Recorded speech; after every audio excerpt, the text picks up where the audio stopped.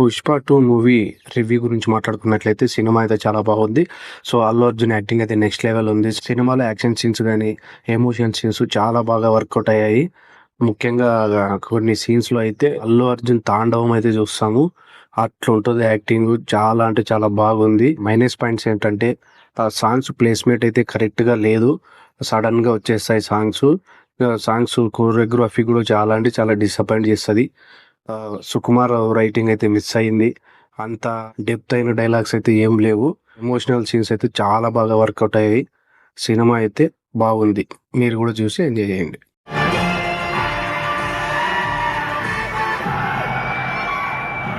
こんにちは。